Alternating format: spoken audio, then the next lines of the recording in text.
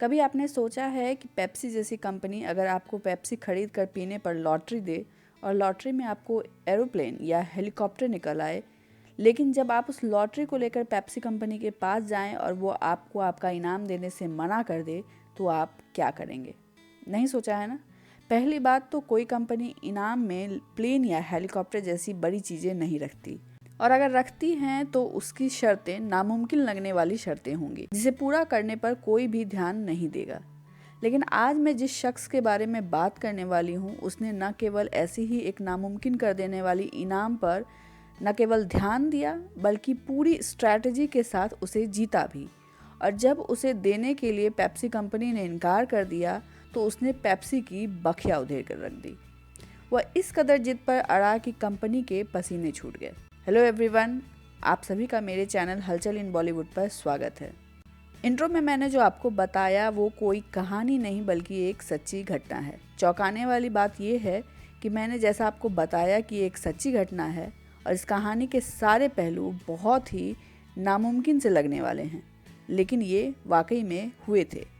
अगर आप MBA कर रहे हैं तो ये घटना आपके लिए एक केस स्टडी बन सकती है, और अगर आप लॉ कर रहे हों तो कानूनी दांवपेच समझने वाला एक केस बन सकता है, और अगर आप इनमें से कुछ भी नहीं कर रहे हो तो आपके लिए यह एक दिलचस्प कहानी हो सकती है। तो ये किस्सा है मिड 90s का, 1996 के समय का, जब पेप्सी अपने ऐड के जरिए कोका कोला को बीट करने की कोशिश कर रही थी और US में एक पेप्सी जनरेशन तैयार करने की कोशिश कर रही थी। उसने अपनी बिक्री बढ़ाने के लिए एक पॉइंट सिस्टम रिवॉर्ड निकाला। मतलब पेप्सी खरीदने पर आपको पॉइंट्स मिलेंगे और पॉइंट्स इकट्ठा करने पर अलग अलग इनाम, जैसे कि टी शर्ट, शूज़, बैग वगैरह वगैरह। पेप्सी कंपनी की यह एडवर्टीजमेंट स्ट्रैटेजी अच्छी जा रही थी। उन्होंने इस ऐड को और भी ज़्यादा लैविश और इंटरेस्टिंग बनाने के लिए उन्होंने एक ऐसा पॉइंट नंबर रख दिया जिसको पूरा करने पर लोगों को जेट मिलता। जी हाँ, एक हैरियर जेट, जो केवल और केवल मिलिट्री के पास होता है। इस इनाम को जीतने के लिए पेप्सी ने इतना बड़ा पॉइंट का टारगेट रखा था जिसे पूरा करना नामुमकिन था।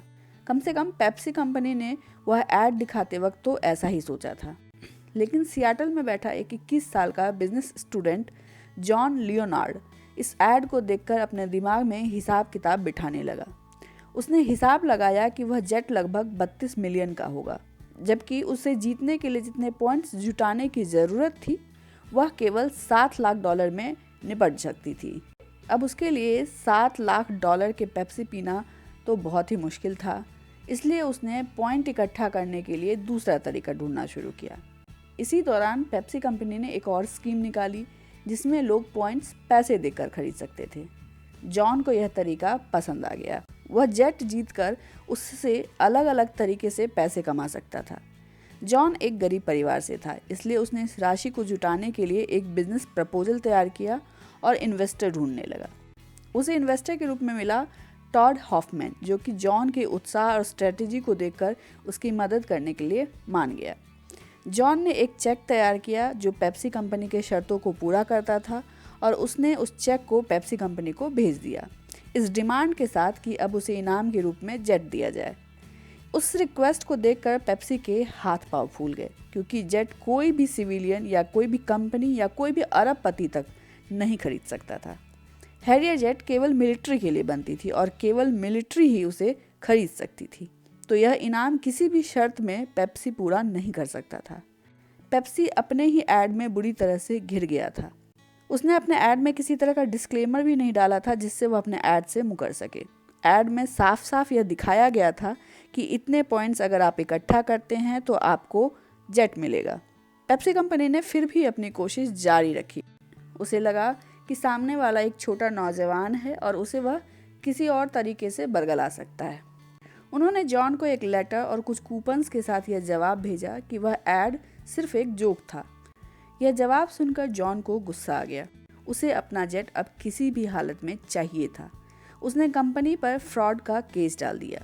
कंपनी अपनी गलती से इतना डर चुकी थी कि उन्होंने जॉन के साथ एक बड़ी राशि के साथ नेगोशिएट करने की कोशिश की, लेकिन जॉन नहीं माना।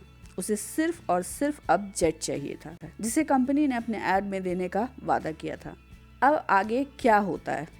पेप्सी को कोर्ट में घसीटे जाने पर क्या क्या झेलना पड़ता है?